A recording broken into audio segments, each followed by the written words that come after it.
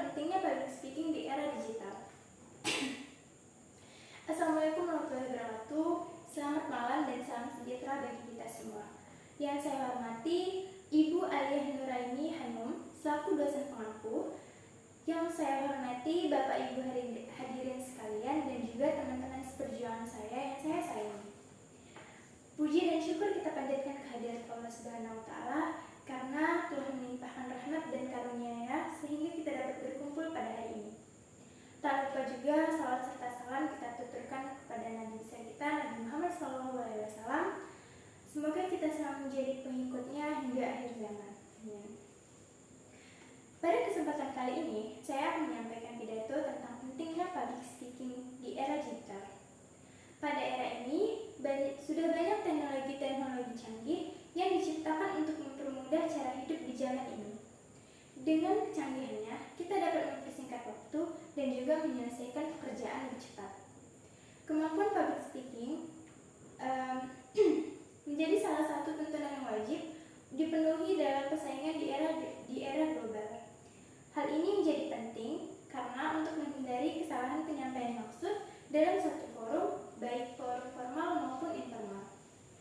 Baiklah hadirin sekalian, seperti yang kita ketahui, orang mengakui bahwa berbicara di depan umum merupakan sebuah keterampilan yang penting di dalam kehidupan sehari-hari, baik itu di dalam kerjaan, pendidikan, ataupun di dalam bisnis sekalipun.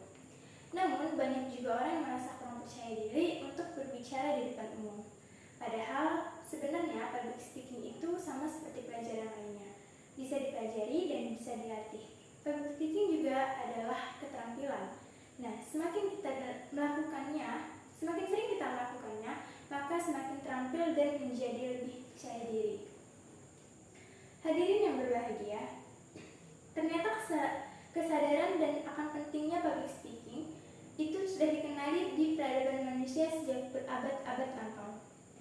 Sejarah mencatat bahwa kegiatan public speaking telah dilakukan di Yunani Romawi dalam bentuk retorika, terutama saat sistem politik demokrasi telah diterapkan di sana.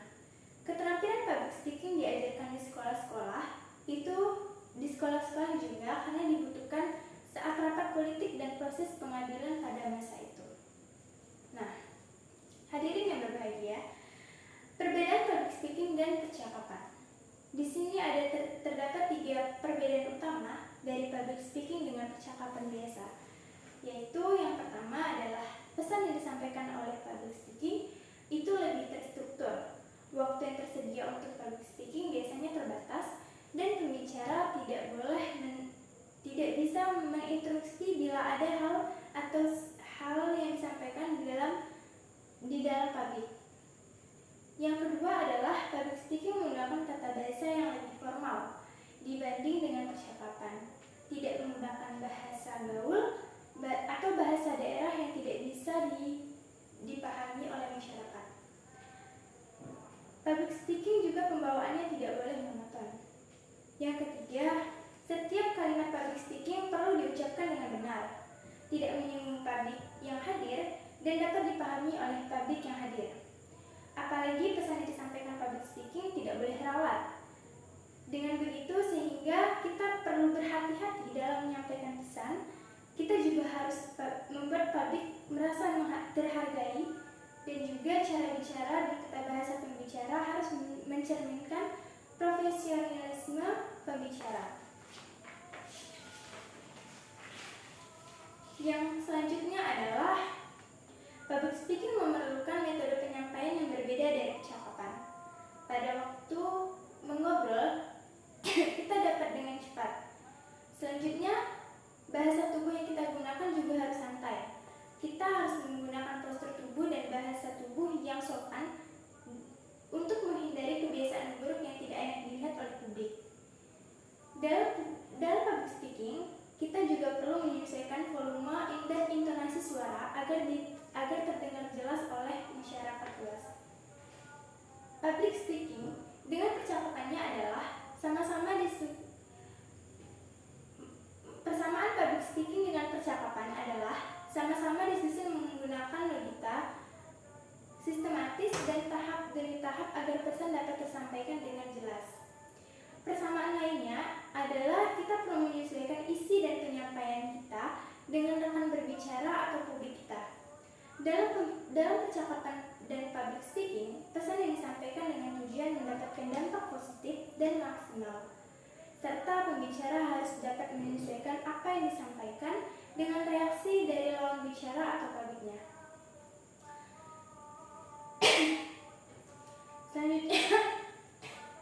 Selanjutnya adalah metode seorang pembicara agar dapat melakukan public speaking dengan benar. Yang pertama adalah seorang pembicara harus menerapkan metode design thinking dalam melakukan riset mendalam terkait topik dan sumber informasi yang akan digunakan.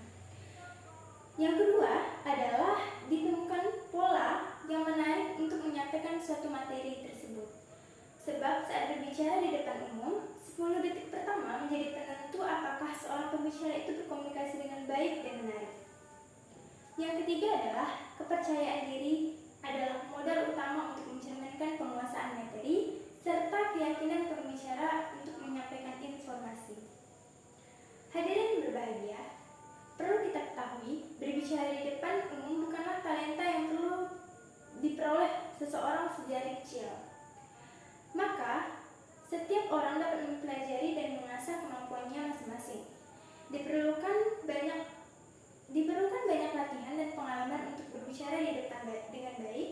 Kita juga bisa menonton atau mendengarkan pembicara lain dalam menyampaikan suatu informasi, dan juga kita bisa menjadikan itu sebagai referensi tersebut agar kosakata kita akan bertambah dan cara berkomunikasi kita akan semakin lancar.